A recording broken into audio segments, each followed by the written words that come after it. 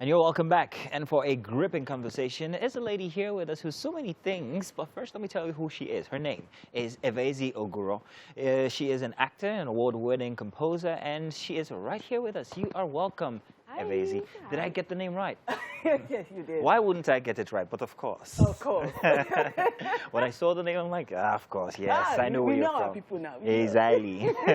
Good to have you here. I'm so grateful. I saw some of your material and some of your movies, and I think that you're a very natural type person in front of the camera. Yeah. And I'm like, is this something that was just, you just had the passion for, or was it something you had to like grow into? I think entertainment generally is just in my family. My late dad was a singer. My uncle is one of the pillars of Nollywood, Ogoro. Yeah. So I think the whole entertainment, either as a singer or as an actor, has just always been. My dad roped us into his family band when we were really young. I sang also. So.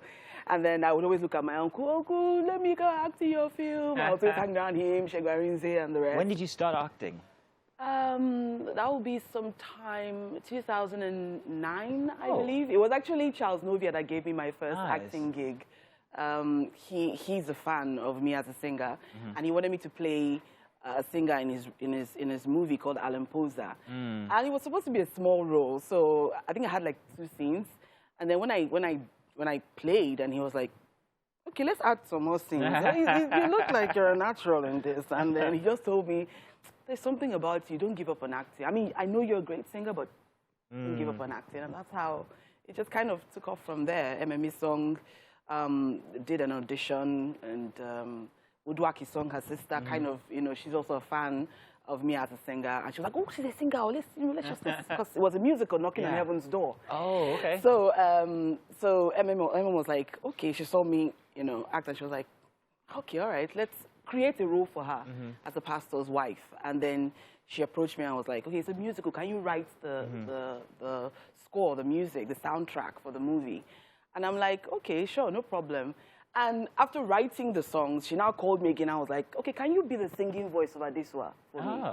And I'm like, "But Adeswa can sing." And she was like, "No, I know. She's a good singer, but could you be the singing voice?" And that's how I ended up being the singing voice of Adeswa in Knocking on Heaven's Door. Ended up writing all the soundtrack. We won an award for Best Original Soundtrack in a Ghanaian award. I think it was Golden Movie Awards. Yeah, and that's not the only award you won, is it?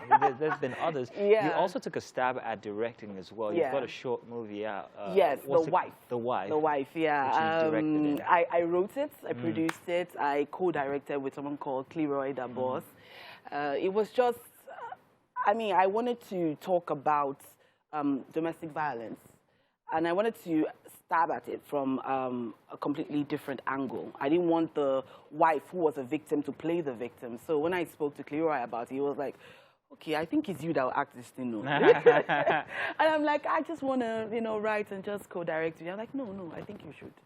And it was an amazing experience. I had to go to a really dark place to bring out that person. Yeah. Because a lot of people think acting is so easy. You read lines. You don't. No. You don't. There's a lot of emotional, psychological, physical stress you're putting on yourself. Let's talk about Nigeria and the Nigerian movies and how they're evolving into something that is, you can catalog it as, what you call a chronicle of the different emotions, the different instances that we go through. Unlike before when it was all about rituals and this and that. You have a whole lot more to choose from. And I can see that it's becoming very, very exportable. Especially with streaming services and all of that. Our movies are becoming exportable. Now, how would you say you've played in that field? I mean, the good thing, or I like the fact that the new generation, they're open to critique. So the new directors and the new producers, they've kind of looked at their predecessors and they're like, we can do better. We can do better than all this, stereotypical way of writing and directing and producing. And then actors who are also coming up are also getting more exposed to a different way of doing things. Yeah. Because even in, not just even Nollywood, Hollywood, they're also evolving. Yeah. You know, and so we're now watching and we're like, I think it's time for us to break into the international market. And I really would like to give credit to where credit is due.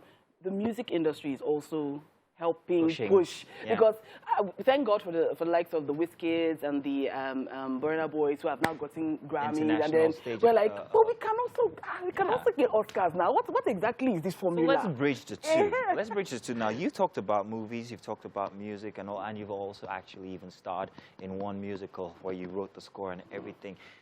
However, is there a Nigerian musical that you would say is the archetype for what it should be in Nigeria? Or do you think that you're going to write one? Would you write one? What would it be about? How would you put it? Because, you know, musicals, if you get it wrong, they become cheesy. Oh, yeah. So you really have to get it right. I mean, there has been a couple of good... Okay, I won't put you on the spot again. But if you were to make a new one, say, act, produce, direct, co-direct, what would it be about? How would you go about it? Who would you have in that movie? It would definitely be a biopic. I just don't know about who yet. It would probably be a Moremi or an Amina. Nice. You know, it would definitely be a biopic.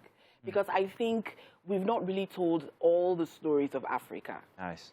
I just think they don't really know us. I mean, I get so frustrated when I watch like CNN and all the other, you know, international news outlets, and we are just being portrayed as it's really hungry and desperate and starving, like we're just this one lane country of starvation and suffering.